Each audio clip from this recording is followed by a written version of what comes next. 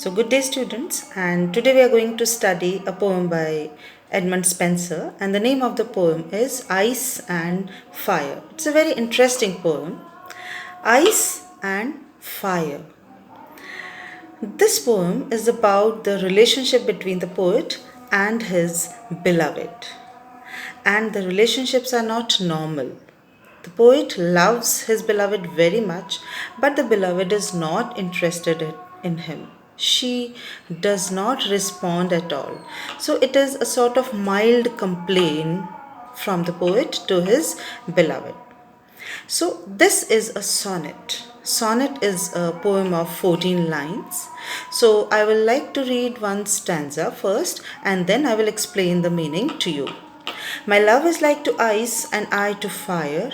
How comes it that this her cold so great is not dissolved through my so hot desire, but harder grows the more I her entreat?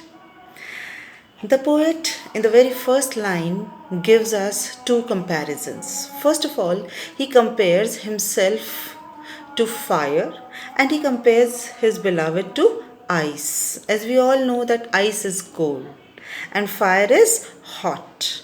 So this whole poem is very symbolic. And through the symbol of ice and fire, he explains the feelings of his beloved and his own feelings. Nowhere does he directly say that I love my beloved very much or that my beloved is not interested in me or my love. But through the strong medium of these two symbols of ice and fire, he very strongly conveys his feelings, his strong love for the beloved despite her cold behavior. So he says, my love is like to ice and I to fire. Means my love means my beloved. My beloved can be compared to ice. And my love can be compared to fire. Now, from the very first line, we began to think that why the poet is comparing himself to fire and his beloved to ice. It is very clear that ice means cold behavior. She does not respond to her love with warmth. And fire denotes strong desire of love, growing love. The heat of love is compared to fire. Now he says, okay, if I am fire and she is ice, then there is a question which arises in the mind of the poet. He says, how comes it that this her cold so great is not dissolved through my so hot desire? If she is ice and I am fire, then according to the rule of nature, ice should melt when it comes into contact with fire. In other words, the beloved should accept the love of the poet, seeing the growing love of the poet, but it is not happening. The fire is not dissolving through the hot desire of the poet. It means that the cold behavior of the rude beloved is not changing. But he says something very opposite is happening. The ice should melt coming in contact with the fire, but it's not happening, but something very different is happening, and that is against the rule of nature. And what's happening? He says, but harder grows the more I her entreat. Entreat means I request, I plea. She is growing harder and harder. The ice of her feelings is not melting by the hot desire of the poet, but the ice is growing harder and harder. Can you imagine this? It's a very interesting fact that in order to melt ice, we don't have to put it on fire. We just have to put it outside the refrigerator and it starts melting. But he says that ice is not melting even after coming into contact with fire. In other words, that the rude behavior of the beloved is not changing despite the growing love of the poet. Now he says, or how comes it that my exceeding heat is not delayed by her heart frozen cold, but that I burn much more in boiling sweat and feel my flames augmented manifold. He says, okay, her ice is not melting, her ice of cold behavior is not melting, but my love should change. My love should decrease itself looking at the cold behavior of my beloved. So he says, how comes it that my exceeding heat, how is it possible that my growing heat of my love is not delayed by her heart frozen cold? Looking at her cold behavior, even after looking after her cold behavior, the poet's growing love is not decreasing. It is not a bit delayed by the cold behavior of the beloved. So he says, the fire of my love is not getting extinguished by the ice frozen cold, heart frozen cold. Means her heart, the feelings in her heart are cold. They are frozen. There is no warmth in it. But that I burn much more in boiling sweat and feel my flames augmented manifold. Now here also something very, very opposite is happening. Very, very strange is happening. He says, I burn much more.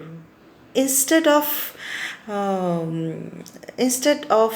the feeling that my feeling of love should decrease, instead of getting extinguished, the fire of my love is not delayed, but that I burn much more in boiling sweat. Imagine that you are putting cold, icy water on heat, on flames. What will happen? The flames will be extinguished.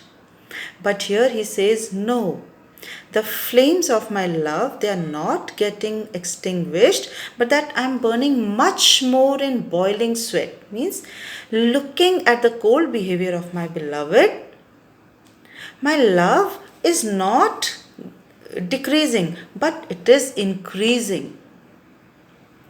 And he feels his flame augmented manifold. Augmented means increased, manifold.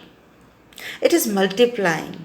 His love is multiplying. Even after the cold behavior, even after the cold feelings of his beloved. Now, as I told you that it is very, very strange. So in the next stanza he says, what more miraculous thing may be told that fire which all things melt should harden ice?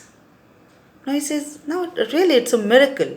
He says, what more miraculous thing may be told? Means that there is nothing more miraculous on this earth that fire which melts everything. We all know that when a volcano erupts, what is it? What is the lava?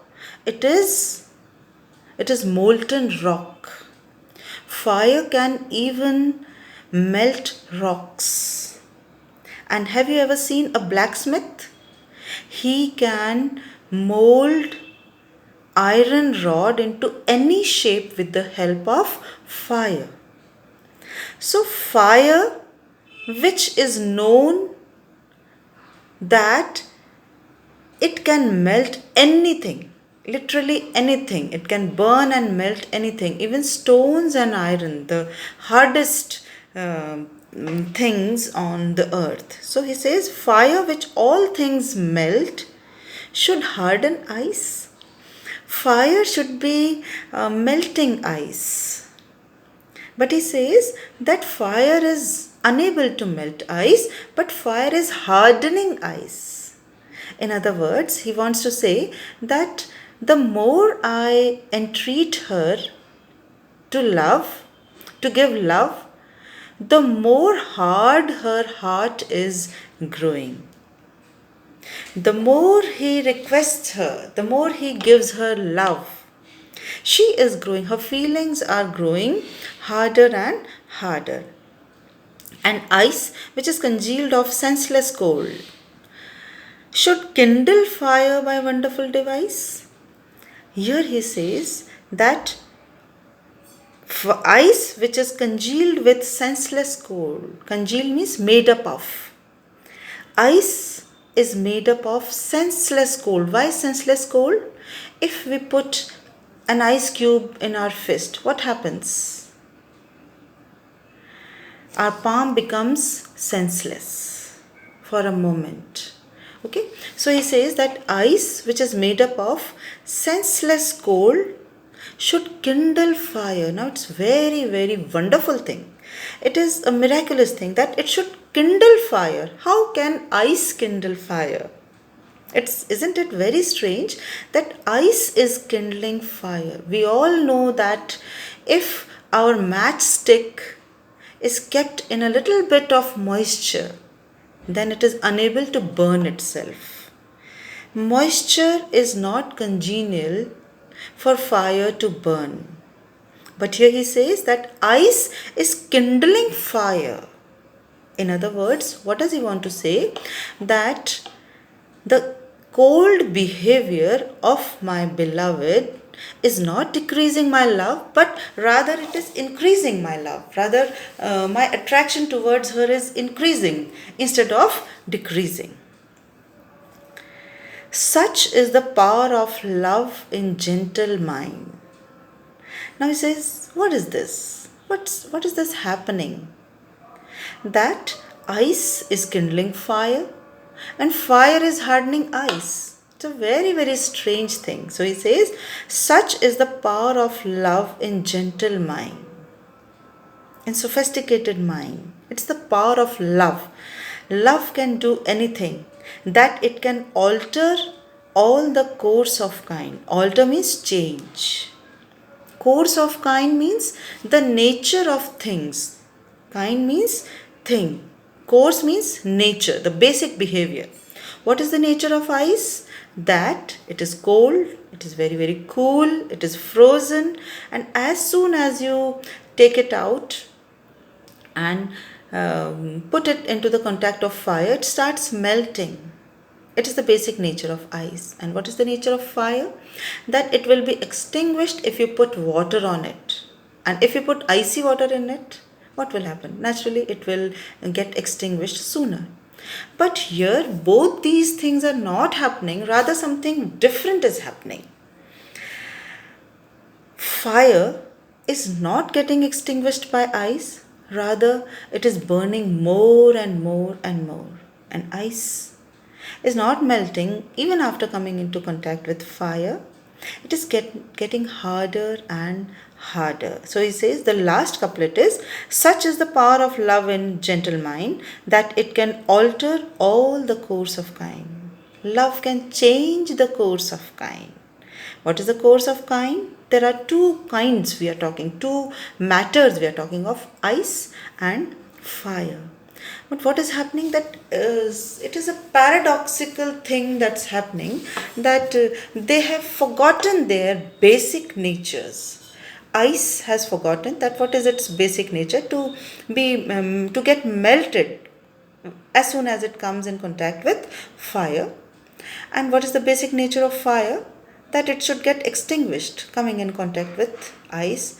But both these things are not happening, rather they are helping, they are aiding each other to grow. Ice is helping fire to grow, increase, and fire is helping ice to get harder and harder. Very strange thing. So now let us talk about the figures of speech or literary beauties of this poem. You might have noticed that there are 3 question marks in this poem. And what are these question marks? They are rhetoric questions. What is a rhetoric question? Rhetoric question is asked by oneself and no answer is expected in return. It is to be answered by the questioner only. And now, what is the purpose of rhetoric question? The purpose of rhetoric question is to make your point more impressive. For example, the political leaders, they say, Who will develop this country?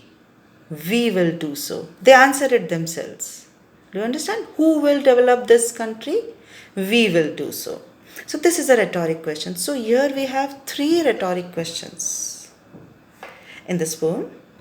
And in the first line, we can see there is a metaphor and there is a simile. Metaphor is a comparison between two different things with the basis of, on the basis of one or two common qualities. And simile is also a comparison of two different things on the basis of one or two common qualities. But what is the difference between simile and metaphor? Simile uses as or like for comparison, and metaphor is a direct comparison. For example, he says, my love is like to ice. So it is a simile because he has used like, and I to fire. Now it's a metaphor. Now the whole poem revolves around two binaries. Two binaries means two different things, ice and fire. And we find according diction also. Now, there are two types of dictions, one related to ice and another related to fire. Now, what do you mean by diction? Diction means words. Dictionary. What do we have in dictionary? Words and words. So, diction means a particular type of terminology or words used in the poem. A poem may use agricultural diction, a poem may use legal diction, it may use scientific diction. Now here this poem has used two types of dictions, one related to ice and another related to fire. Now let us find out diction related to ice, means words related to ice. So I will tell you the words related to ice. Words like cold, harder, frozen, senseless, melts. These words are related to ice, the nature of ice. And words related to fire are hot, desire, exceeding, heat, burn, boiling sweat, flames, kindle. These are the words related to fire.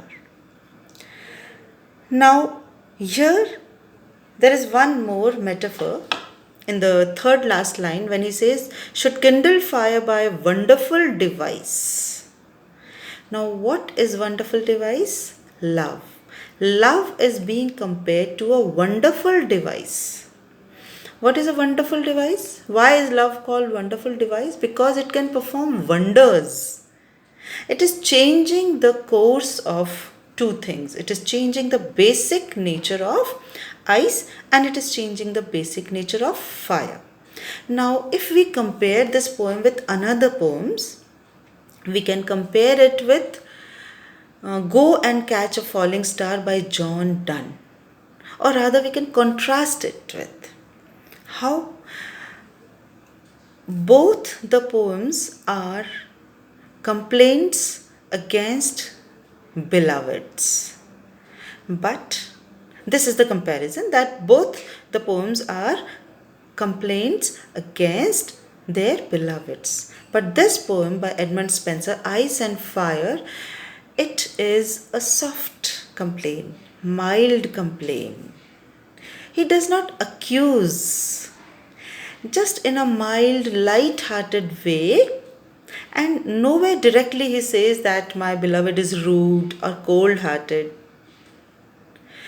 Just by taking the help of the symbol of ice and fire, he has conveyed his feelings. He has conveyed his behavior towards the beloved and the beloved's behavior towards him. So this is a comparison, and what is the contrast? The same poem, Go and Catch a Falling Star. It is a very pungent complaint. It is a very rude complaint where he has almost generalized that there can be no beautiful woman who is loyal as well. So now that is a very serious complaint. So I hope that you liked this poem, and in the next session we will do Go and Catch a Falling Star, and then we will be able to compare and contrast both these poems in a better manner. Thank you.